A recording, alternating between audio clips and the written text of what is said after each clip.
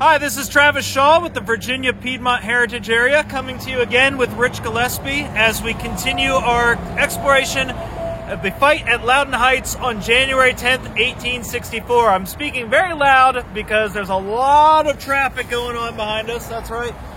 We're standing at a spot that's probably familiar to many of you, right along Route 340 leading into Harper's Ferry. Now, this is the old river road that would have been here in 1864. It's the road that Mosby's men are going to use to approach the camp at Loudoun Heights. Rich, fill us in on the attack. Okay, first thing I'd have to tell you is from where we're standing, the river road would have wrapped around the tail end of Short Hill.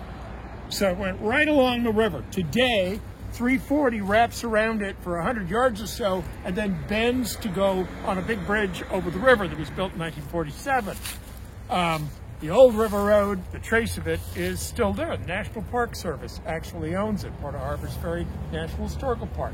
So they would have been coming from my right, in other words, from the east, got to the run, known as Piney Run, that crossed that road, and we could see a trace of that immediately below us here, flowing down out of between the hills.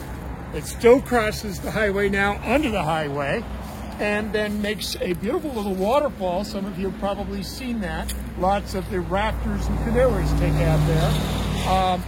They came to that run and realized that was their gateway up this bluff here to Cole's camp.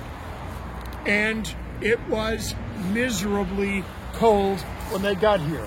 When they dismounted to go single file, following through this, it eventually forces you to have to almost go up the side of a bluff.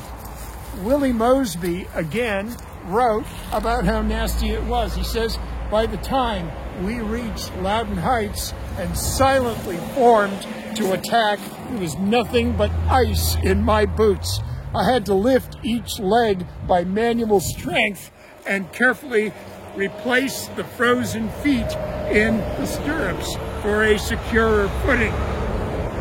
When it came to putting on my gloves, preparatory to drawing my revolvers, we always went into a fight with a gun in each hand, pair of gloves for greater efficiency.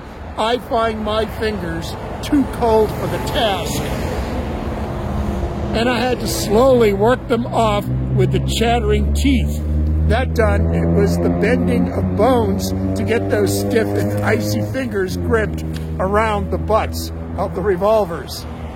That's how cold they were, 10 degrees, with a wind coming out of the northwest, sneaking up at 4, 5 in the morning, still quite dark on a Sunday morning, January 10th, 1864.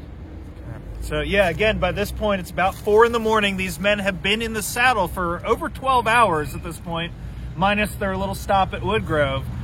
Freezing cold, but now they are finally in position to make this attack. And that's where we'll pick up with our next stop.